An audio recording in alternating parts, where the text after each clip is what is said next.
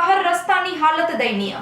હાલમાં ચોમાસાની સિઝન ચાલી રહી છે અને આ સિઝનમાં ભુજ શહેરમાં ઠેર ઠેર રસ્તામાં ખાડા પડી ગયા છે તેની સમસ્યા સતાવી રહી છે। ઉપરાંત ગટરના ગંદા પાણી રસ્તા પર વહી નીકળ્યા છે।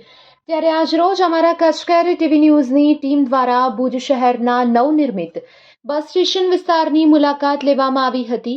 આપ આ દ્રશ્ય પરથી જોઈ શકો છો કે આ રસ્તાની હાલત કેટલી હદે ખરાબ થઈ ગઈ છે।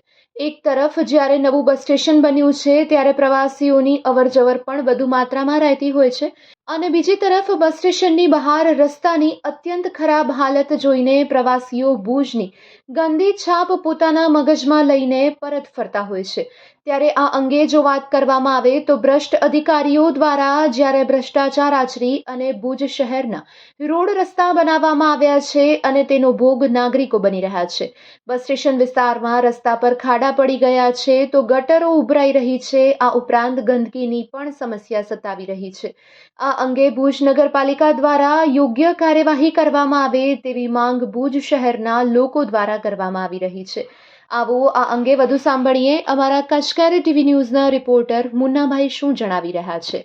કચકેરની ટીમ અત્યારે બસ સ્ટેશન પાસે આવીને ખાસ કરીને લોકોની ફરિયાદ હતી કે આટલું મોટું અદ્યતન બસ સ્ટેશન બનાવેલું છે, એના રસ્તા કેટલા ખરાબ છે, ખાડા છે, ગારો છે, ગટરના પાણી નીકળે છે, જે રાહદારી આવે છે એની કેટલી બધી તકલીફ પડે છે। એક બાજુ આપણે વિકાસની વાતો કરી છે, બીજી બાજુ આ ખાડા થયેલા છે એ પૂરા નથી। આ સાઈડમાં જે કેનાલ જાય છે કેનાલમાં પણ પૂરતું પાણી જતું નથી।